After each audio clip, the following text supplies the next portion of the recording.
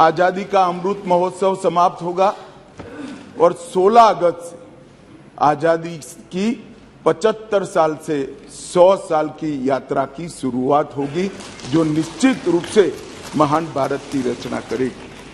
प्रधानमंत्री नरेंद्र मोदी जी ने इस देश के सामने गत 15 अगस्त को लाल किले की प्राचीर से अपना उद्बोधन देते हुए 5 प्रणों को देश की जनता के सामने रखा था।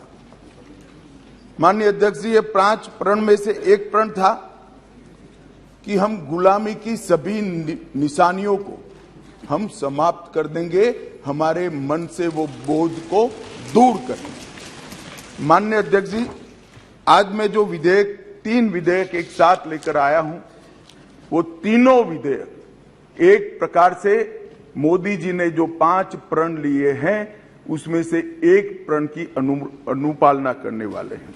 माननीय अध्यक्ष जी, ये तीनों विधेयक दंड विधान प्रक्रिया, क्रिमिनल जस्टिस सिस्टम को बेसिक कानून, इसके लिए मूलभूत कानून ये 3 विधेयकों के अंदर है। एक है इंडियन पिनल कोड जो 1860 में बनाया गया, दूसरा है क्रिमिनल प्रोसीजर कोड जो 1898 में बनाया गया, और तीसरा है इंडियन एविडेंस एक्ट जो 1872 में बनाया गया।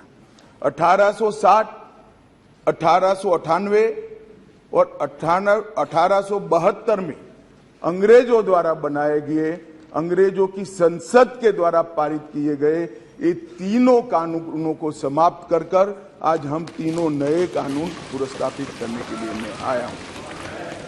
माननीय अध्यक्ष जी, इंडियन पिनल कोड 1860 की जगह भारतीय न्याय संहिता 2023 अब एस्टैब्लिश होगी। क्रिमिनल प्रोसीजर कोड 1898 की जगह भारतीय नागरिक सुरक्षा संहिता प्रस्तापित होगी, और इंडियन एविडेंस एक्ट 1872 की जगह भारतीय साक्ष्य अधिनियम 2023 प्रस्तापित होगा। यह कानूनों की जो कानून रिपील होंगे इस तीनों विधेयक से, वो कानूनों की आत्मा जो है, वो कानूनों का मध्य बिंदु है कानून बनाने का, वो अंग्रेज शासन को मजबूत करने की दृष्टि से कानून बनाए गए थे। अंग्रेज शासन की रक्षा करने के लिए कानून बनाए गए थे, और उसका उद्देश्य दंड देने का था, न्याय देने का नहीं था। ये दोनों मूलभूत चीजों पर हम परिवर्तन करने जा रहे हैं। ये तीनों कानूनों को रिप्लेस कर इनकी जगह जो 3 नए कानून बनेंगे, उनकी आत्मा होगी भारत के नागरिकों को संविधान प्रदत्त सारे अधिकार जो मिले हैं इसकी सुरक्षा।